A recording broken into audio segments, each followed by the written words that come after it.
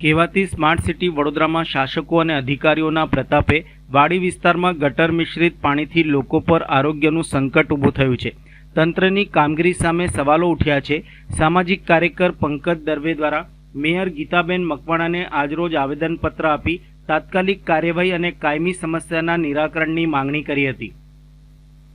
વડોદરા શહેરના વાડી વિસ્તારમાં છેલ્લા ઘણા સમયથી પીવાના પાણીમાં ગટરનું ગંદુ પાણી ભળવાની સમસ્યાના કારણે સ્થાનિક રહીશોમાં ભારે રોષ ફેલાયો છે। ગટર મિશ્રિત પાણીના કારણે લોકોના આરોગ્ય ઉપર ગંભીર જોખમ ઊભું થયું હોવાનું જણાવતા સામાજિક કાર્યકર પંકજ દરવે દ્વારા વડોદરા મહાનગરપાલિકાના મેયર ગીતા મકવાણાને આવેદનપત્ર આપી તાત્કાલિક કાર્યવાહી કરવાની માંગણી કરી છે। સ્થાનિકોના જણાવ્યા મુજબ પાણી અને ગટર લાઇનમાં ભંગાણ સર્જાતા ગટરનું ગંદુ પાણી સીધું જ પીવાના પાણીની લાઇનમાં ભળી રહ્યું છે, જેના કારણે ઘરોમાં આવતું પાણી શરૂઆતના સમયગાળા દરમિયાન કાળા રંગનું જોવા મળે છે, જ્યારે ત્યારબાદ લાંબા સમય સુધી ઘાટા પીળા રંગનું પાણી આવે છે। પાણીમાંથી દુર્ગંધ આવતી હોવાની પણ અનેક ફરિયાદો સામે આવી છે। ગટર મિશ્રિત પાણીના કારણે પાણીજન્ય રોગચાળો ફાટી નીકળવાની ભીતિ વચ્ચે વિસ્તારના લોકોમાં ચિંતાનો માહોલ જોવા મળી રહ્યો છે। અનેક પરિવારો પીવાના પાણીના ઉપયોગ માટે બજારમાંથી પાણી ખરીદી કરવા મજબૂર બન્યા છે, જેના કારણે તેમના ઉપર વધારાનો આર્થિક બોજ પણ પડી રહ્યો છે।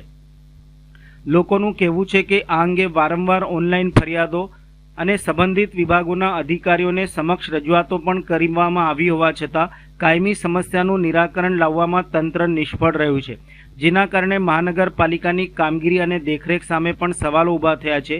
આ મુદ્દે સામાજિક કાર્યકર પંકજ દરવે મેયર ગીતાબેન મકવાણાને આવેદનપત્ર આપીને જવાબદાર અધિકારીઓ અને સંબંધિત ઇજારદારો સામે કડક કાર્યવાહી કરવાની માંગણી કરી છે। સાથે જ વાડી વિસ્તારના નાગરિકોને શુદ્ધ અને સ્વચ્છ પીવાનું પાણી મળી રહે તે માટે તાત્કાલિક પગલાં ભરવા તેમજ સમસ્યાનું કાયમી ધોરણે નિરાકરણ લાવવા માટે અનુરોધ કર્યો છે। છેલ્લા કેટલાય મહિનાથી આ સમગ્ર વાડી વિસ્તારની અંદર જે પ્રકારે ડ્રેનેજ મિશ્રિત પાણી આવી રહ્યું છે અને લોકો હેરાન પરેશાન થઈ ગયા છે। લોકોને બળજબરીથી હવે જગનું પાણી ફિલ્ટરનું પાણી પીવું પડે એવી સ્થિતિ છે, રૂપિયા ખર્ચવા પડે છે।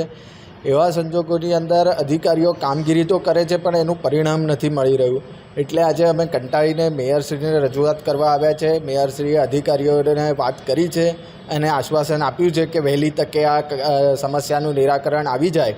જો આ સમસ્યાનું નિરાકરણ આવી જાય તો બહુ સારી વાત છે, નહીં તો ભવિષ્યમાં સમગ્ર વિસ્તારની અંદર આ ગંદા પાણીના કારણે રોગચાળો ફેલાવવાની બીક છે।